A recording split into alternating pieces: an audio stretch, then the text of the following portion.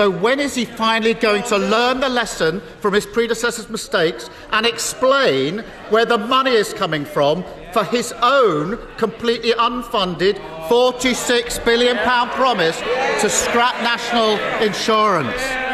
It started last fortnight with Keir Starmer asking where Sunak was going to find the money from to fulfil his pledge of scrapping national insurance. I notice he's not denying the £46 billion promise to scrap the national insurance, but is refusing to say where the money will come from.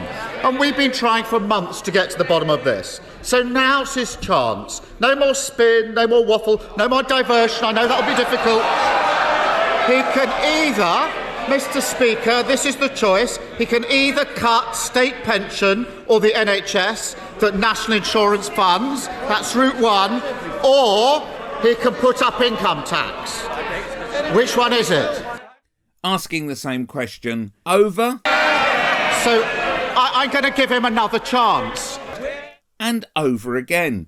So I'll be really generous now and give him one last chance. Now, this week at PMQ, Starmer picked up the same line of questioning. Mr. Speaker, in the 2 weeks since we last met at this dispatch box, has the Prime Minister managed to find the money for his completely unfunded £46 billion promise to scrap national insurance?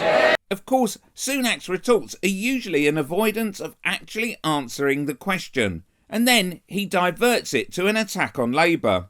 Mr. Speaker, of course, we addressed that a few weeks ago, and I'm happy to address it again. But I know that economics is not his strong point, but he might do well. He might do well, actually, to listen to a shadow education secretary who just this morning said, no, that's not how it works, Mr. Speaker. Indeed, the IFS have also said the link between national insurance and public services funding is illusory, just like Labour's economic plans, Mr. Speaker. But it's crystal clear. There's one party that's going to deliver tax cuts for working Britain, and it's the Conservative Party. So Starmer tried again. Well, that was a long, rambling non-answer to the question, which was, has he found the money to fund his £46 billion promise to abolish national insurance? And whenever he's asked about the date of the election or people's pensions, he acts as if answering straightforward questions is somehow beneath him. But pensioners and those who are planning their retirement deserve better than his contempt for their questions. Because if £46 billion were cut from its funding, the value of the state pension would almost halve. So I don't apologise for asking on their behalf again whether he will finally rule out cutting their state pension to fulfil the enormous black hole in his spending plans. And again. Mr. Speaker, it's clear he can't answer the question where he's going to find this £46 billion. No, he said, luckily for him, that's where he said it's not coming from. It's not saying where it's coming from. Luckily for him, one of his peers, Lord Frost, yes, him again, does. He says to solve the Tory spending plans, the state pension age should be raised to 75. Now, understandably, that will cause some alarm. So will the Prime Minister rule out forcing people to delay their retirement by years and years in order to fulfil his £46 billion black hole?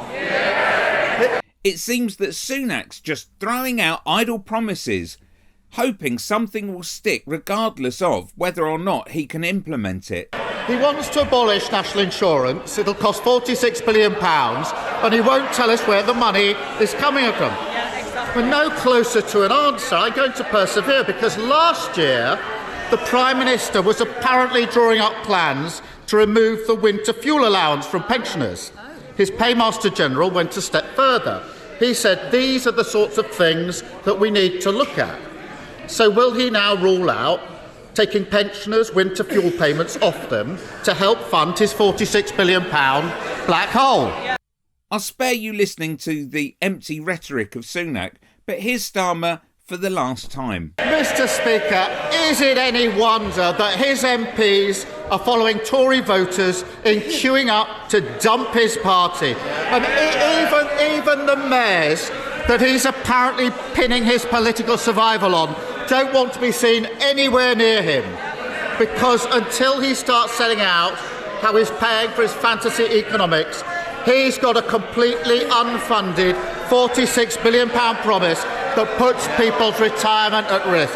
How does it feel to be one day out from elections with the message, vote Tory, risk your pension?